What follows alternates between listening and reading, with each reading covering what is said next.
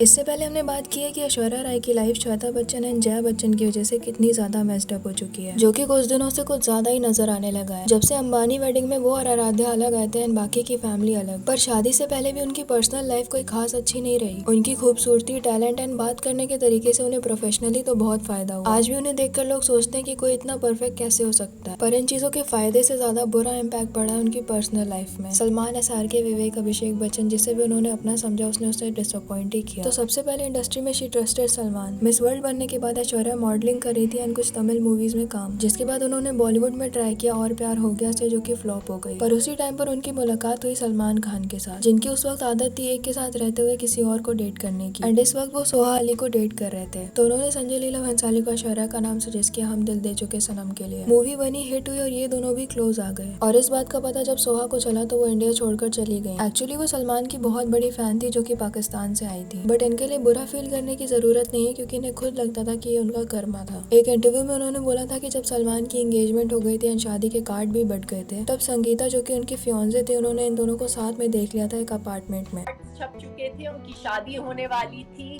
और संगीता ने रंगे हाथों पकड़ लिया था मेरे अपार्टमेंट में विंध्याचल में माउंट मैरी में। मैंने संगीता के साथ किया, वही मेरे साथ हुआ, तो इसको कहते हैं कार्मा। खैर, ऐश्वर्या और सलमान का रिश्ता यहाँ से शुरू हुआ, बट ऐश्वर्या के पेरेंट्स को कभी ये रिश्ता पसंद नहीं था। बट ऐश को लगता था कि उनका डिसीजन बिल्कुल सही है, इसलिए वो अपने पेरेंट्स से अलग लोखंडवाला में रहने लगी। और फिर उन्हें धीरे धीरे समझ में आने लगा कि उनके पेरेंट्स जो भी बोल रहे थे सही ही था, क्योंकि सलमान को ड्रिंक करने की आदत थी और उन दोनों के बीच हमेशा लड़ाइयाँ होने लगी। वो हमेशा नशे में उनसे लड़ाइयाँ करते थे कि उनका उनके को स्टार्स के साथ अफेयर चल रहा है, जिससे परेशान होकर उन्होंने सलमान से दूरियां बनानी शुरू कर दी। And by the way this thing has a psychological reason. जब आप ऐसे किसी कपल को देखते हो जिसमें से एक बिल्कुल ठीक है, कोई उठपटांग हरकत नहीं है उनकी, पर फिर भी उनका पार्टनर ये प्रूव करने की कोशिश करता रहता है कि उनके अफेयर चल रहे हैं, एंड समटाइम्स ये सब बड़ी फाइट में कन्वर्ट हो जाता है, इवन अब्यूज करना भी शुरू हो जाता है। तो इसका मतलब ये है कि जो ये चीजें बोल रहा है उसका खुद का कैरेक्टर सही नहीं है। डोंट थिंक कि जो लोग ऐसी लाइफ जीते उनकी लाइफ बड़ी मजे से गुजर जाती है, बल्कि डीप डाउन उनके अंदर कर्मा का डर आ ही जाता है, भले उन्हें ये वर्ड पता हो या ना हो, और वो यही सोच सोच कर परेशान होते रहते हैं कि जो मैंने किया है वो मेरे साथ ना हो जाए, एंड यही चीज फिर अग्रेशन में निकलती है। खैर, फिर ऐश्वर्या ने वही किया जो करना चाहिए ऐसे इंसान के साथ, उनसे पीछा छुड़ाने की कोशिश, पर ये चीज उतनी आसान नहीं थी। उसके बाद एक दिन सलमान के पास उनकी एक सोहा का कॉल आता है कि उनके डैड की तबीयत ठीक नहीं है और वो उन्हें विजिट करने के लिए चले जाते हैं। बट ये बात ऐश को बिल्कुल पसंद नहीं आती और वो उनसे फाइनली ब्रेकअप करना चाहती है, पर उन्हें ये हक थोड़ी था सिर्फ सलमान कर सकते हैं किसी को भी छोड़ना, चीट करना। तो वो ड्रंक होकर ऐश्वर्या के लोखंड वाला अपार्टमेंट के सामने आ गए, पर ऐश ने इस बार दरवाजा नहीं खोला। वो जोर जोर से दरवाजा पीटने लगे, आसपास लोग इकट्ठे हो गए। वो धमकी देने लगे कि मैं यहाँ से कूद जाऊंगा, बट ऐश ने दरवाजा नहीं खोला। बाद में उन्होंने उनकी पार्किंग में खड़ी कार को मारा और फिर चले गए। बाद में जब ऐश्वर्या के डैड ने इस बारे में FIR कर दी तो उन्होंने उनके मॉम और डैड को भी बहुत उल्टा सीधा बोला, एंड ये कोई कहीं सुनी बातें नहीं है। उन्होंने खुद एक इंटरव्यू में एक्सेप्ट किया है कि जो चीजें मैंने उसके पेरेंट्स को बोली अगर कोई मेरे पेरेंट्स को बोलता तो मैं ना सह पाता। पर ये तो बहुत बाद का इंटरव्यू था, उनकी सनक यहीं पर नहीं रुकी। कुछ ना कहो जो कि अभिषेक एंड ऐश्वर्या की फिल्म थी, उसके सेट पर भी सलमान ने जाकर खूब ड्रामा किया, गाड़ी खराब की, सबको अब्यूज किया, यहाँ तक कि मूवी के डायरेक्टर सुभाष घई को थप्पड़ भी मार दिया, एंड बाद में जाकर माफी मांग ली। और ये इनका हमेशा का पैटर्न था कि पहले ऐसी हरकतें करो और फिर माफी मांग लो। उसके बाद फिल्म फेयर में ऐश इस तरह से आई थी, उनके हाथ में फ्रैक्चर था और शाम के शो में सनग्लासेस पहनी हुई थी, एंड मीडिया के पूछने पर उन्होंने कहा कि वो सीढ़ियों से गिर गई थी, पर बाद के इंटरव्यूज में उन्होंने एक्सेप्ट किया कि सलमान उन पर हाथ उठाते थे। फिर भी कुछ लोगों को आज तक लगता है कि ये बेस्ट जोड़ी थी, ऐश्वर्या ने गलत किया छोड़कर, एंड कुछ लोग ऐसे भी हैं जिनको लगता है कि हाथ उठाने वाली बात बिल्कुल सच नहीं हो सकती। बट ऐसा ही कुछ सोहा अली ने भी बोला था अपने इंटरव्यू में, क्योंकि मैं इतनी बेवकूफ थी, क्योंकि सलमान मुझे ये कहते थे कि मैं उनको